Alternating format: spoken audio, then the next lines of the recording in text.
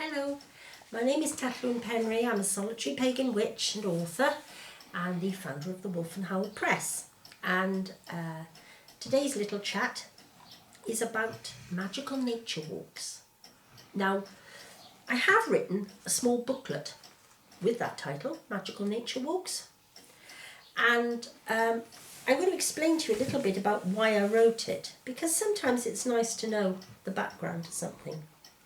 When I was young, my father used to take us out on nature walks, and we would go roaming all over the place. I'm sure today the average farmer would have been after us with his shotgun.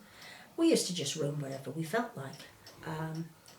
And nobody took much notice, but they were the most wonderful, magical nature walks. I mean, nobody thought anything if I disappeared for an hour into a forest. It was like, oh well, she'll be back. Nobody thought anything if I went off paddling down a river wearing my wellies. You know, nobody sort of worried.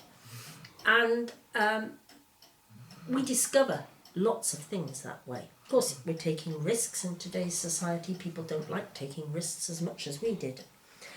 But I still do the occasional nature walk, although because of my health problems they're rather restricted and I very rarely do them. But years ago I can remember doing a nature walk, and one of the organisers, rather rudely I thought, said, well, what's the point of having a nature walk? Everybody knows what a tree is. And I thought to myself, yes, but a lot of people don't know what type of tree it is, and a lot of people don't know the other things about nature. A magical nature walk is not just about being able to go and identify things. It's not just about being able to say, that's a hazel tree, that's a willow tree, that's a pied wagtail, that's a monarch butterfly. It's not like that. A magical nature walk is about being at one with the landscape. It's about knowing there's more to everything than what we can see. Because when you think of it, we have five senses. When we talk about what we can see, what we can identify, we're only talking about one. Now, as my eyesight has caused me a lot of problems over the years, I can't see anything like I used to. But of course you try to listen more. You become much more interested in touching things and feeling what they're like. People become more aware of smells. There's a very distinct smell to sort of wet ivy and mud, things like that.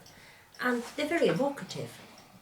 And anyway, I did these nature walks, and in recent years, something that has bothered me a lot has been the fact that it's almost missed a generation. People of my age, they'll look at what I've written and they'll say, oh, that brings it back. That's just like I remember when I was a kid.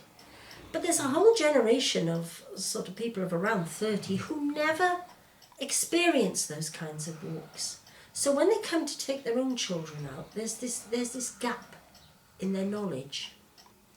And I suppose that's what I've been trying to do, to introduce people to the different things, to understanding there are so many symbols out in the landscape. You know, you go looking, you will find star shapes. Oh yes. Look at the flowers. 5 petals, 6 petals, whatever. Everything represents something. You look for circles, representing the divine. You look for triple things, crossroads, representing the number 3, the triform deities maybe. You look at weather. Now there is a tendency to feel you can only go for a nature walk on a lovely summer's day. Well, where I live we don't have too many of those. So you get used to going out and howling gales and pouring rain and things like that. But the point is you still see things, you still hear things, you still experience things. You're out there with the weather and you feel it. Not from behind double glazing, not from inside a car. You feel it on your face. What I'm trying to do with people is to encourage them to experience what nature really is like when you get out and about. That it's not just about identifying things. It's about experiencing nature, because you know, even when you live in the city, there is always something. of nature. We'd never get rid of her. I wouldn't want to personally, but you know what I mean. Even on car parks, great places to see plants, weeds. I mean, we think of weeds and we think of them as being not really worthy of our attention, but actually weeds are plants with some of the greatest folklore you can imagine. Ragwort. I mean, nobody likes ragwort. They pull it up, and rightly so. It's highly poisonous to livestock and horses. But what was it known as? Fairy's broomstick. And if you actually happen to see a ragwort, you can see why. It does look exactly like an upturned broomstick. Something like the scarlet pimpernel. Tiny little red flower. Closes its petals when it's about to rain. So it's like a little barometer for you. But it was also, another nickname for it was adder's eyes. And the reason is that people thought that adders had reddish looking eyes. And of course, being a very small flower, it grows close to the ground. So all these links are here, all these clues.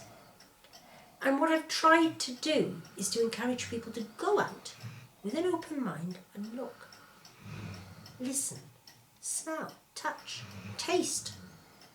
You know, there's nothing like the taste of warm blackberries on a summer's afternoon. Fantastic. And I think if we get out more, if we get out into whatever nature we can, wherever we can see it, I mean, you will see weeds in cracks in pavements, bits and pieces. Stop, acknowledge them, give them a little smile.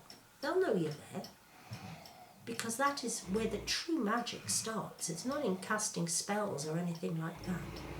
It's in developing our relationship with the magical world of nature all around us. And once we do that, the magic comes flowing towards us. Anyway, I'm going to stop that there because I don't want to stop you now. I want you to be able to get out and go and have a nice little walk. And a magical nature walk at that, with a bit of luck. Thank you for listening. Bye.